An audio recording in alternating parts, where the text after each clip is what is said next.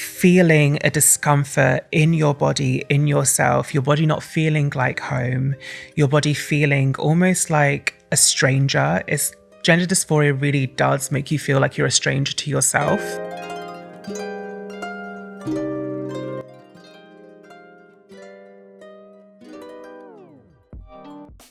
I was thinking about this actually before I came, and I think it was really secondary school.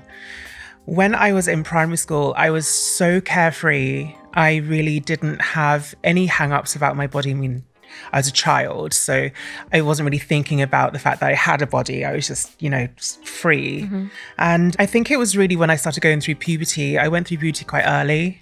So in my last year of primary school, my skin broke out quite badly, and I didn't really know what to do with it. Obviously, it was hormonal.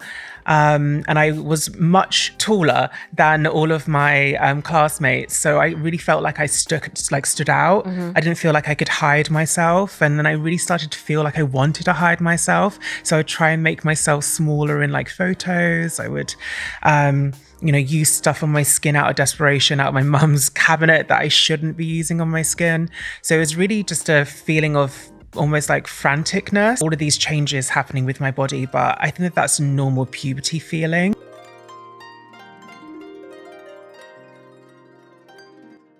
Yeah, I felt, my self-esteem start to slip away.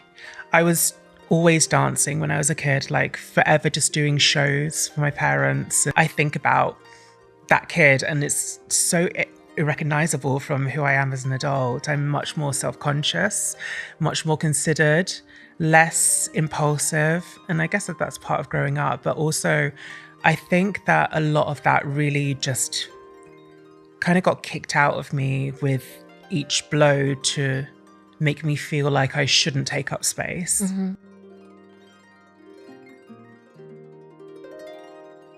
It's always been there. Reaches a higher intensity as puberty sets in. It's difficult to figure out what was discomfort within puberty and what was discomfort within my gender. Right. Because when you're a kid, you don't really understand, the difference between, I guess, socially, what is expected of boys and what's expected of girls.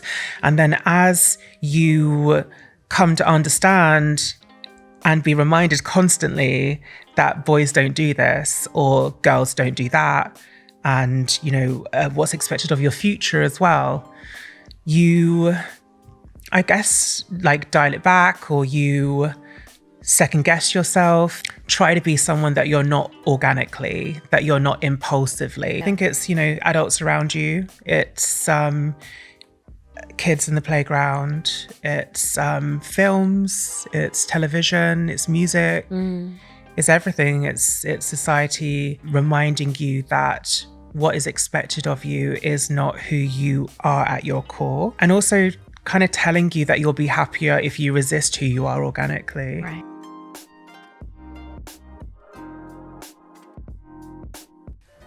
It's hard to explain, you're looking at something that shouldn't be looking back at you.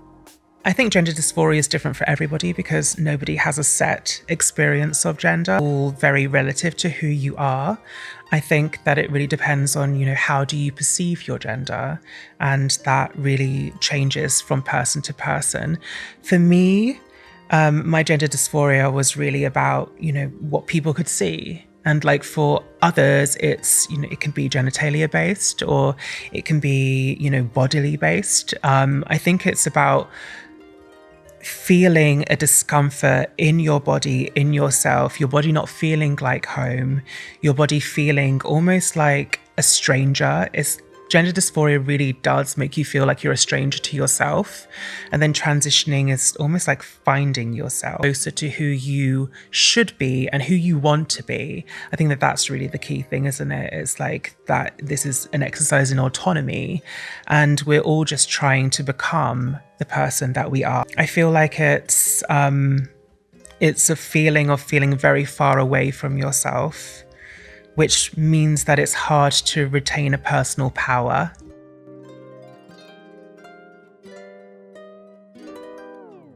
Bear in mind, we're in a desperate headspace. before you can transition, it feels so urgent. Gender dysphoria is at its peak, and you just kind of want the noise to stop, and you want to feel like you're on the process, on the road of becoming who you are, to become closer to yourself. So you kind of just feel like you need to do whatever you need to do in order to be believed. And, you know, this narrative around passing, it's not about looking like a cis person for trans people. It's about just being left alone. The feeling of being able to just walk down the street and people not stare at you, to be able to walk down the street and people not single you out, not, you know, treat you like you aren't a human being. I would get into cars on the way back from like a night out or something, at the beginning of my transition, and I'd just be constantly asked if I'm a boy or a girl. Or not even that, like I'd be asked like, what are you? Nowhere feels like a safe space. I'd be spat at in public. At the beginning of my transition, I felt like it was something that I had to do in order to be seen like a human. And now it's different. Now it's just like, you know, I'm sharing that with just how everybody else shares their gender drag. You know, we all put on a version of ourselves that we walk through the world with. And, you know, I like being glamorous. I do like it, but I don't feel like I need to do it all the time. And as soon as I'm home or with my boyfriend, it's the comfy clothes. I don't feel like I need to look a certain way in order to be believed in terms of my womanhood, in terms of my humanity.